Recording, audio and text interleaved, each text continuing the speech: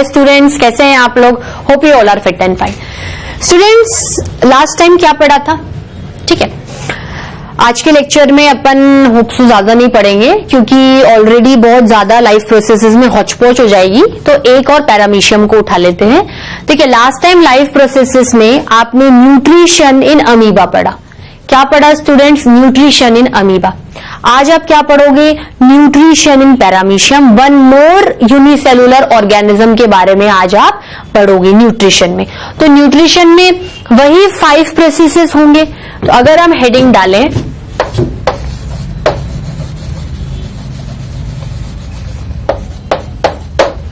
Nutrition in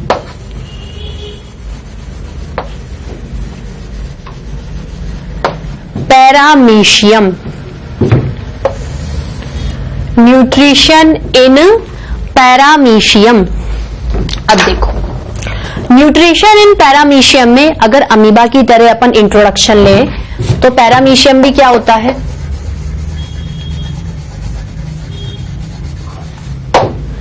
paramecium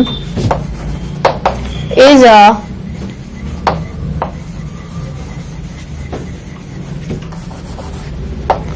an unicellular organism।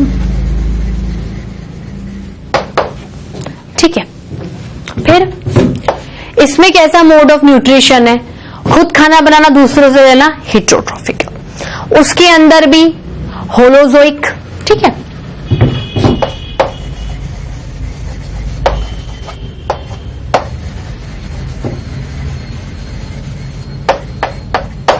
Mode of nutrition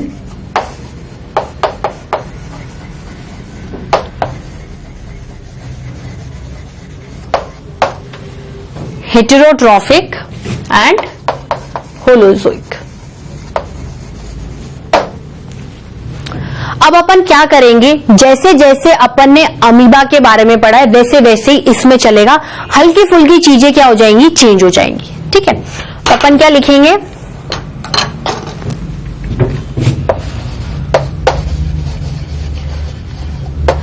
5 steps involved in nutrition। पहले मैं आपको क्या करूंगी? डायग्राम बता दूंगी यहां पर, फिर थ्योरी इस पूरे एरिया में लिखा दूंगी, तो एक साथ आपको कवर अप हो जाएगी।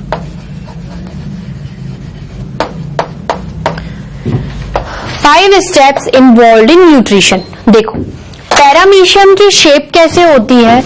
पैरामीशियम की शेप ऐसी होती है।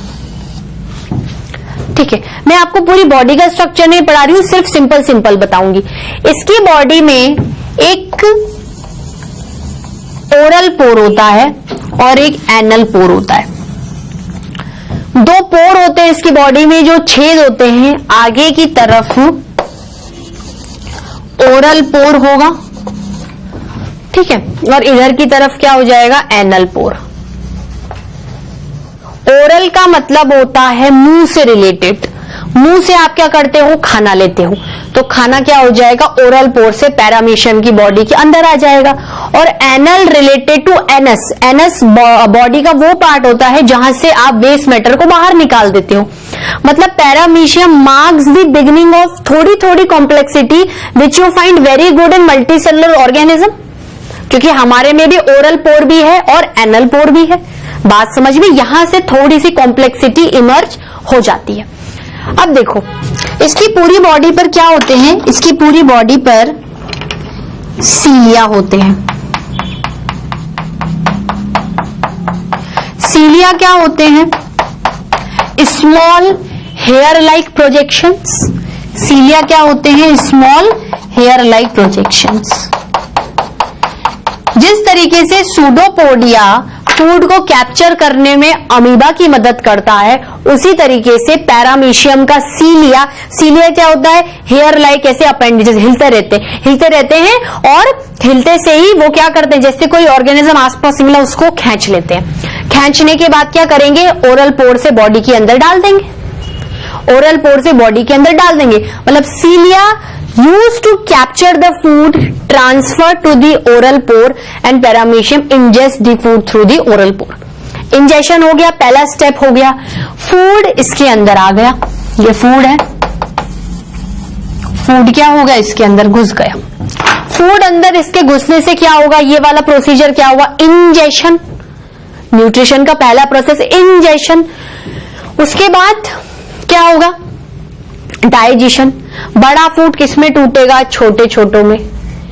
बड़ा कैसे टूटेगा, इसके आसपास क्या बनेगा, इसके आसपास फूड वैक्यूल बनेगा। फूड वैक्यूल इसको लाइसोजाइम्स देगा। लाइसोजाइम्स क्या करेंगे, किसी बड़ी चीज को किसमें तोड़ देंगे, छोटे छोटे फूड वैक्यूल्स में तोड़ देंगे, छोटे छोटे पार्टिकल्स में, सॉरी फूड पार्टिकल्स में तोड़ देंगे। फूड पार्टिकल्स में तोड़ने के बाद क्या होगा, ये यहाँ फूड पार्टिकल्स में टूट गया, बॉडी ने एब्जॉर्ब कर लिया।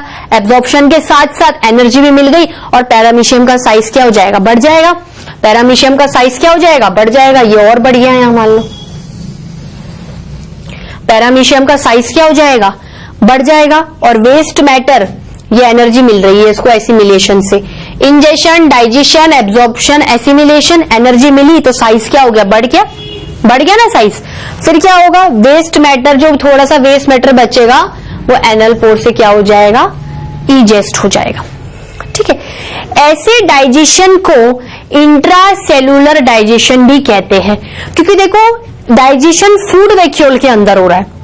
डाइजेशन पर्टिकुलर एक किसी फूड वैक्यूल के अंदर हो रहा है, और फूड वैक्यूल इट्सेल्फ सेल का भी कोई सेल ऑर्गेनेल है, तो पर्टिकुलर आप इसे क्या मान लो, सेल मान लो। फूड वैक्यूल को इसके अंदर डाइजेशन हो रहा है तो सेल के अंदर हो रहा है। दो सेल के बीच में होता तो इंटरसेलुलर बोलती, पर इसके अंदर होता है तो इंट्रासेलुलर। ये कॉन्सेप्ट आप अम्लों में भी यूज कर सकते हो, लेकिन तब तक साइंटिस्ट ने इतना ज्यादा इसके बारे में खोज नहीं की थी। तो इंट्रासेलुलर डाइजेशन पैरामीशियम से क्या हो गया है, आ गया है। ठीक है, सिमिलरली अमीबा की तरह था। कोई प्रॉब्लम स्टूडेंट्स, इतना समझ में आया। अब अपन क्या करते हैं, इसको लिखते हैं। इसको मैं लिख सकती हूं अगर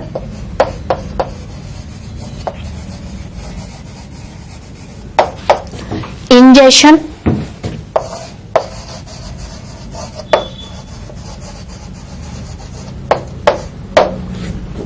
डाइजेशन,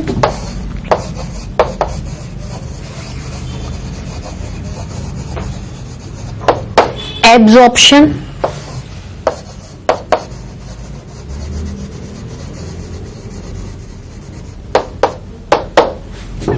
एसिमिलेशन एंड इजेक्शन। ठीक है, तो ये आपके समझ में आया। और ये क्या था, ये सीलिया है। ठीक है, तो डायग्राम समझ में आया। अब अपन क्या करेंगे, इस पे अपन क्या लिख सकते हैं, पैरामीशियम है। ये क्या है, डायग्राम के क्या होते हैं, कुछ रूल्स होते हैं। जो डायग्राम बना उसके नीचे उसका नाम जरूर लिखो। एग्जामिनर को कैसे समझ में आएगा, कॉपी चेक करने के टाइम मार्क्स कट जाएंगे। पहला प्रोसीजर क्या है, इंजेक्शन। इंजेक्शन मतलब इनटेक ऑफ फूड। कैसे लिखेंगे,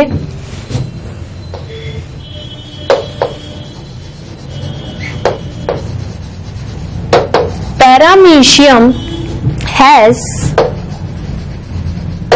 hair like projections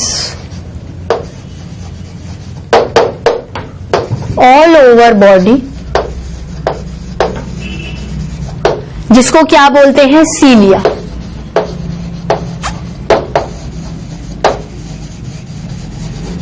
which are called cilia. क्या बोलते हैं student, cilia. which are called cilia. क्या बोलते हैं स्टूडेंट, सीलिया।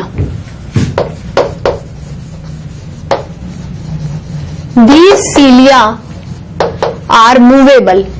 मूवेबल मतलब एक जगह पे खड़े होकर एक रिदमिक मोशन कर सकते हैं, राइट या राइट, लेफ्ट तो लेफ्ट। ठीक है, टिश्यू में पढ़ा था ना सीलिएटेड। तो these cilia are movable structures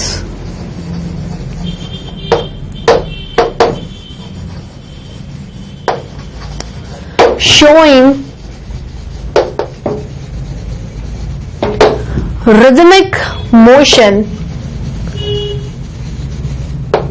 showing rhythmic motion helps to capture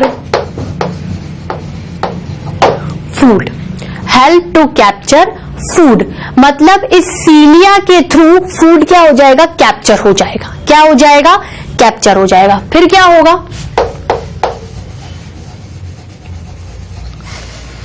paramecium has an oral पोर, मतलब जो उसके मुंह की तरह, माउथ की तरह बिहेव करेगा,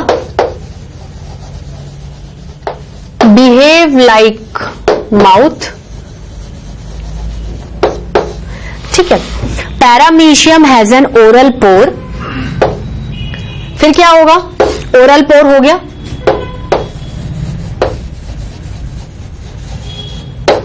कैप्चर्ड फूड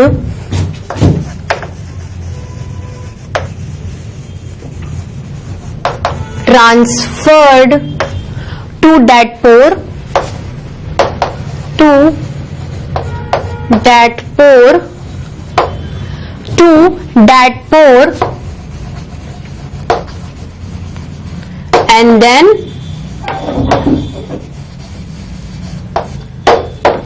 ingested। हो गया फर्स्ट पॉइंट पूरा। फिर क्या आएगा, डाइजेशन। फिर क्या होगा, डाइजेशन। डाइजेशन में क्या होगा, फूड। अच्छा, पैरामीशियम का फूड क्या होगा, यही छोटे छोटे micro organisms. Food which is ingested, ठीक है, taken inside the body, taken inside the body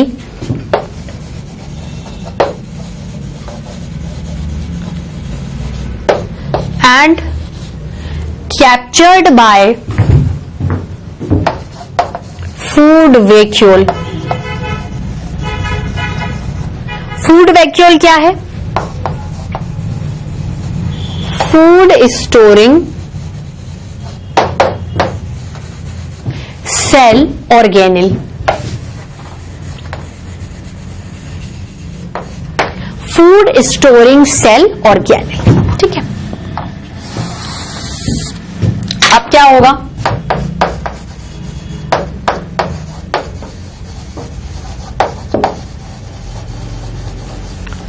this food vacuole later produce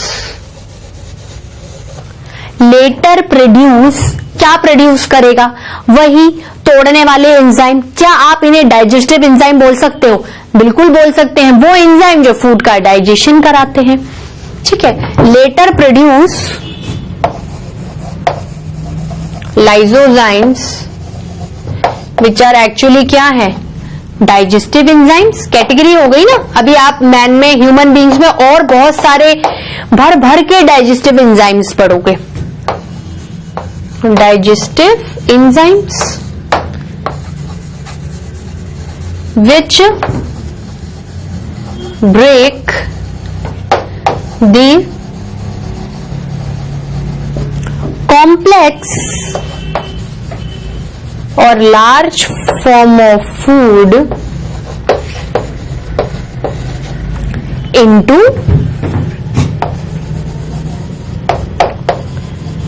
simple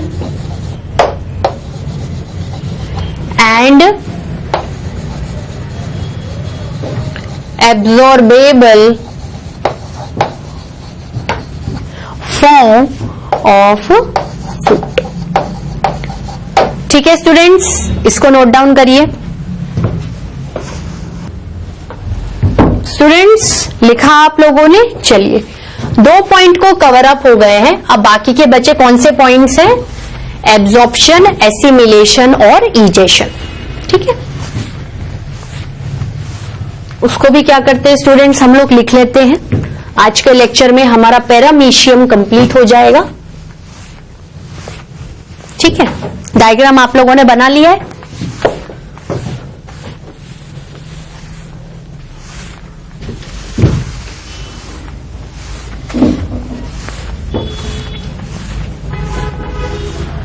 ठीक है, चलिए तीसरा स्टेप क्या है?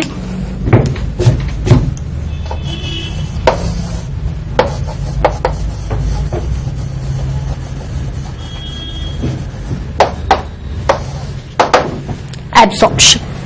ठीक है, एब्जॉर्प्शन में क्या होगा?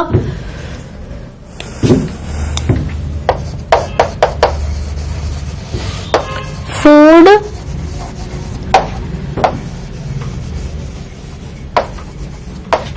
which comes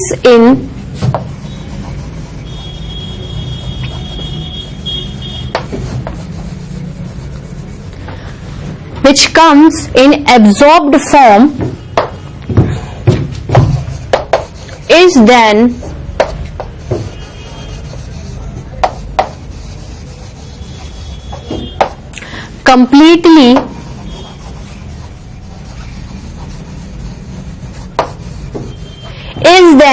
completely absorbed by the body of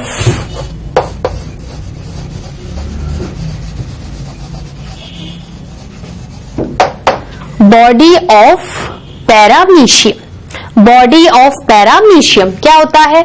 जो फूड टूटकर छोटे छोटे मॉलिक्यूल्स में है, ये क्या हो जाएगा? आपकी पैरामीशियम की बॉडी फुल्ली क्या कर लेगी? एब्जॉर्ब कर लेगी। ठीक है, अच्छा, अब एब्जॉर्ब करने के बाद क्या करेगी? एब्जॉर्ब करने के बाद पूरी बॉडी में क्या करेगी? अलाउ करेगी कि जगह जगह जाओ और ट्रांसपोर्टेशन के थ्रू वहां पहुंच जाओ। Along with एब्जॉर्प्शन, एब्जॉर्प्शन के साथ साथ ही खींचती जाएगी, देती जाएगी, खींचती जाएगी, देती जाएगी।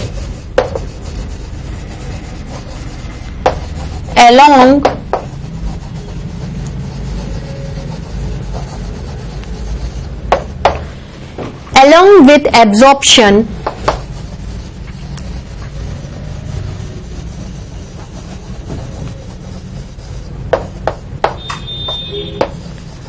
transportation of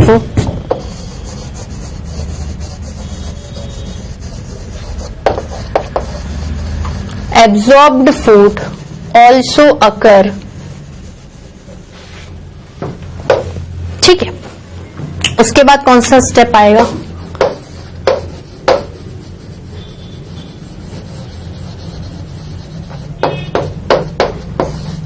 assimilation. कौन सा स्टेप आएगा स्टूडेंट्स? एसिमिलेशन। एसिमिलेशन का मतलब क्या होता है? फूड एब्जॉर्बेबल फॉर्म में टूट गया है, ट्रांसपोर्ट होता जा रहा है। उस एब्जॉर्ब फूड में से आपको एनर्जी क्या करनी है? डिराइव करनी है, जिससे कि आपके पैरामीशियम की क्या हो जाए? ग्रोथ हो जाए ना, उसको एनर्जी मिल जाए। भाई खाना खाएगा, एनर्जी करेगा, फिर दूसरे फूड के लिए मूवमेंट करेगा। तो जब तक इसे न्यूट्रिशन से एनर्जी ही नहीं मिल रही है, बाकी सारे लाइफ प्रोसेसेस भी पूरे नहीं हो सकते हैं। इसीलिए हर लाइफ प्रोसेसेस इंटरलिंक्ड है और कहीं ना कहीं न्यूट्रिशन नंबर 1 पे आ रहा होगा। तो इनिशियलाइजेशन, स्टार्टिंग चीज क्या है? न्यूट्रिशन है, जिसके जरिए आपके बाकी लाइफ प्रोसेसेस भी क्या करेंगे?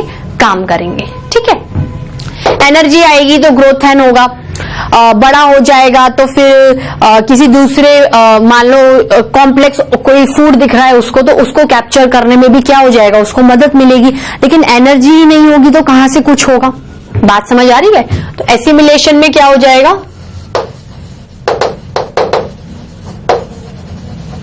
Deriving energy from absorbed food. ठीक है,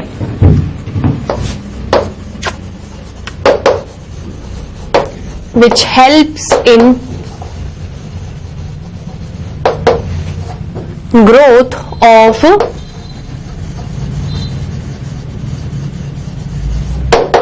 पैरामीशियम। ठीक है, फिर क्या हो जाएगा? इजेशन। फिर क्या हो जाएगा? इजेशन। इजेशन मतलब ऐसा फूड के अंदर कंपोनेंट था जो बॉडी एक्सेप्ट नहीं कर पाई, डाइजेस्ट नहीं करवा पाई, एब्जॉर्ब फॉर्म में नहीं तोड़ पाई, उसका एब्जॉर्प्शन नहीं हुआ, ट्रांसपोर्टेशन नहीं हुआ और एसिमिलेशन, उससे एनर्जी भी नहीं मिली, तो वो क्या हो जाएगी, बॉडी से बाहर निकल जाएगी। पैरामीशियम में through anal pore. Anal pore मतलब that the pore that is the passage which allow the removal of undigested food matter from the body of paramecium. ठीक है। इंजेक्शन में क्या होगा, removal of undigested food matter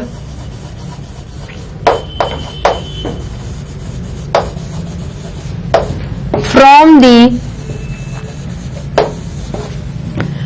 body of paramecium through anal pore। ठीक है, anal pore क्या है, allow passage for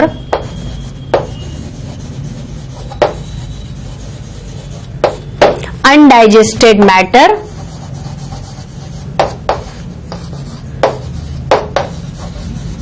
to get removed। एक और लाइन लिखते हैं जो इस लेक्चर की लास्ट लाइन होगी। इजेशन का मतलब क्या है, फूड का ना तो डाइजेशन हो रहा है, ना ही एब्जॉर्प्शन हो रहा है,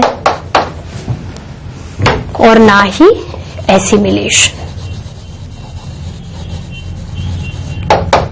फाइनली क्या हो रहा है, इजेशन। ठीक है स्टूडेंट्स, इसको नोट डाउन करिए।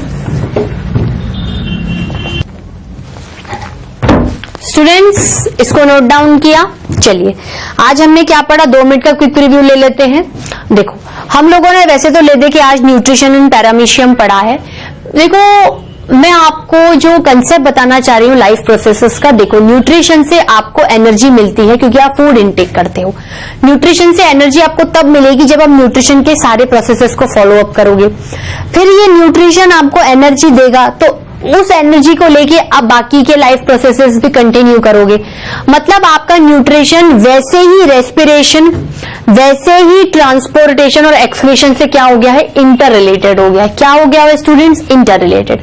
कोई भी ऑर्गेनिज्म हो, चाहे यूनिसेलुलर हो या मल्टी सेलुलर हो, आपकी बॉडी को फूड चाहिए क्योंकि उसको एनर्जी चाहिए।